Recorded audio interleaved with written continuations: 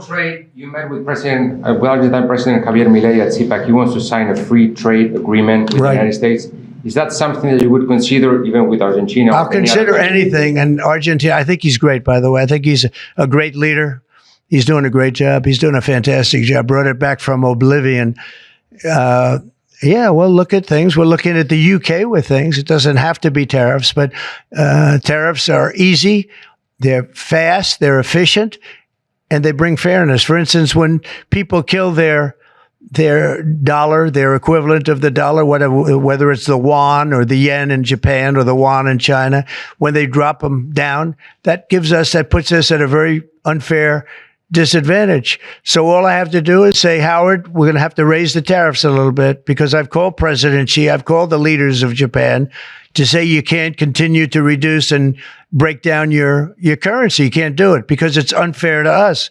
It's very hard for us to make tractors, Caterpillar, here when Japan, China, and other places are killing their currency, meaning driving it down.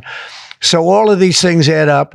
And the way you solve it very easily is with tariffs, because when they do that, instead of having to make phone calls every day like I used to do with certain leaders, President Xi a little bit, a lot of phone calls, talking about the fact that they're lowering their yuan, they're lowering it down, and that makes it very, very hard for us. So this way I just say, look, let them do that, and we make up for it with the tariffs. But will you be speaking with Mexican President Claudia Sheinbaum about? Yeah, sure, I will. I have a lot of respect for her.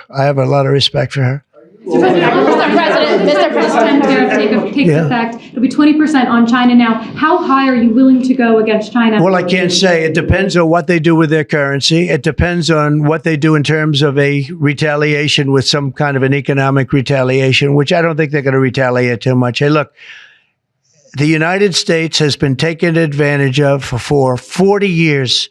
The United States has been a laughingstock for years and years. That's why this gentleman is built in Taiwan instead of building here. It would have been better if he built here. If we had a president that knew what they were doing, and we had a lot of them very bad on trade.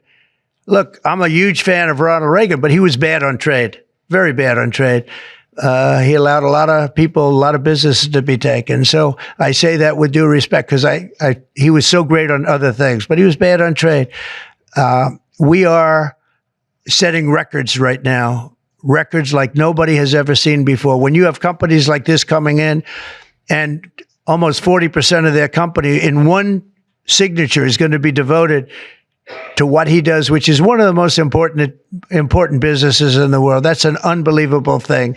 When Apple now is going to start building all of their plants here, all because of what we've done in terms of, it's not because he likes me or they like me. They don't probably like me at all. I don't know. I think he likes me a little bit at least. But you know what? It's the incentive we created, or the negative incentive. I mean, it's going to be very costly for people to take advantage of this country.